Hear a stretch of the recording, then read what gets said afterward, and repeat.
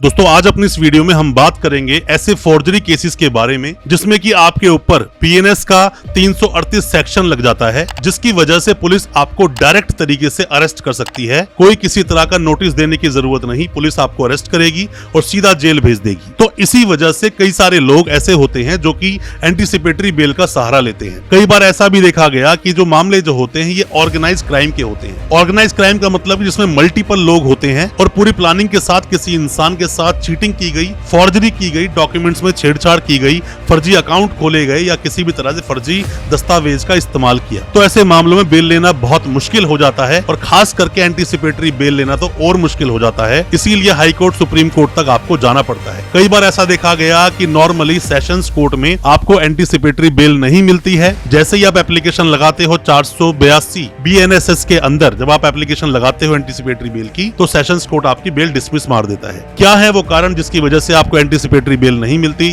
Cheating और forgery के मामलों में, और कैसे आप बेल लेंगे अगर आपके पास कोई फर्जी केस आप पर हो गया है, कोई बोगस केस हो गया है। ज्यादा कुछ जानने के लिए चीटिंग एंड फॉर्जरी जैसे केसेस में एंटीसिपेटरी बेल आप कैसे लेंगे, दोस्तों बने रहिए हमारे इस वीडियो के साथ। नमस्कार दोस्तों, फिर एक बार स्वागत करता हूं आप सभी का अपने इस यूट्यूब चैनल पर जिसका नाम है फाइट फॉर ट्रू। मेरा नाम है वीरेंद्र वर्मा। दोस्तों मैंने पहले बहुत सारी वीडियोस चीटिंग और फॉर्जरी पर बनाई है, डिटेल में वीडियोस बनाई है, बहुत सारी, सब कुछ आपको बताया है। उन वीडियोस को आप जरूर देखें, बहुत सारी हेल्प आपको मिलेगी और आप अपने केस से आसानी से निकल पाओगे। आप पर दोस्तों अगर कोई भी मुकदमा दर्ज हुआ है 318, 338, 336, 340 और 61 अगर उसके अंदर लगा हुआ है, इसके सबसेक्शन भी हो सकते हैं साथ में आपके। बीएनएस के सेक्शंस की मैं बात कर रहा हूँ। बीएनएस का सेक्शन मान लीजिए 318 का सबसेक्शन 4, 338 साथ में 336 का सबसेक्शन 3, 340 का सबसेक्शन 2 और 61 का सबसेक्शन 2। इसके तहत अगर एफआईआर दर्ज हुई है आप पर, तो ये सारे ही सेक्शन दोस्तों चीटिंग एंड फॉर्जरी के। अगर 318 की बात करें, सिर्फ चीटिंग की बात करता है। चीटिंग मतलब जो पहले 420 हुआ करता था, ये वही सेक्शन है जिसके सेक्शन अब बदल गए हैं। पर इसमें आपको फंसाता कौन सा सेक्शन है, वो है 338। 338 बीएनएस का जो सेक्शन है यही आपको फंसाएगा, क्योंकि इसके अंदर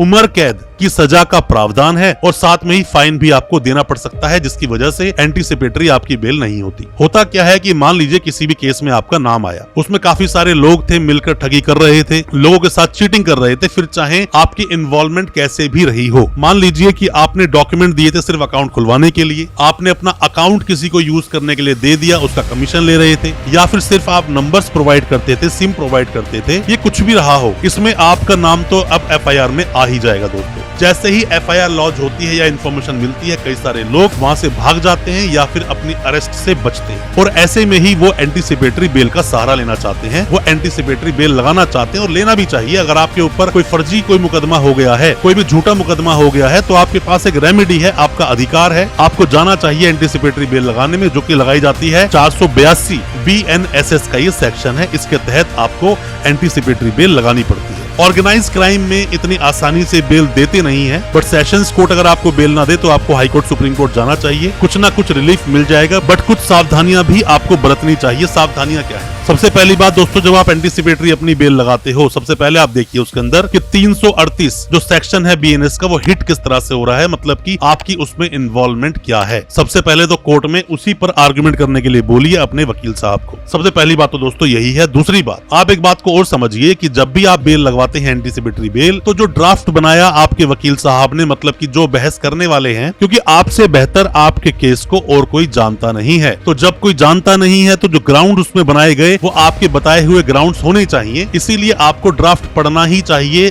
कोई भी बेल को मूव कराने से पहले, और सारे ग्राउंड्स आप बताइए। बाकी तो जो टेक्निकल ग्राउंड्स हैं वो सब वकील साहब निकाल लेंगे, वो उनका यही काम है, पर आपको उन्हें ग्राउंड्स बताने जरूर चाहिए। और अगर आप सारे ग्राउंड्स बताओगे तो अपने केस से आप आसानी से बाहर निकल जरूर सकते हो, बेल आपकी जरूर हो जाएगी। आप में से कोई भी नए वकील साहब है, कोई भी लॉ स्टूडेंट है, कोई भी कानूनी जानकारी अभी ले रहा है, या फिर आपका सगा संबंधी जानकार जेल में है, या आप पर कोई केस दर्ज हुआ है, आप कोई भी किसी भी तरह की ऑनलाइन कंसल्टेंसी चाहते हैं या फिर हमसे कोई मदद चाहते हैं, दिए गए नंबर पर व्हाट्सएप करेंगे तो आपको हम रिप्लाई जरूर करेंगे। अब दोस्तों होता क्या है कि जब भी किसी इंसान को इन मामलों में, चीटिंग, फॉर्जरी जैसे केसेस में जब अरेस्ट करती है पुलिस, क्योंकि डायरेक्ट रूप से अरेस्ट कर सकती है, और आपको अरेस्ट नहीं किया क्योंकि आप फरार हो, यहाँ पे मतलब अपनी अरेस्टिंग को आप बचा रहे हो, तो ऐसे में आप पुलिस 90 डेज में चार्जशीट फाइल करेगी। उससे पहले हो सकता है कर दे, बट 90 डेज तक का टाइम है किसी भी पुलिस वाले के पास, क्योंकि जब लग जाता है 338 तो वहाँ 90 डेज का टाइम ऑटोमेटिकली मिल जाता है। सेशंस कोर्ट में बेल लगाओ, हाई कोर्ट लगाओ, सुप्रीम कोर्ट लगाओ, आपने बेल लगा दी, बेल नहीं हुई, कोई बात नहीं, आप यहाँ पर ग्राउंड्स बदलिए, ग्राउंड्स बदलेंगे तो दोबारा से बेल लगाई जा सकती है,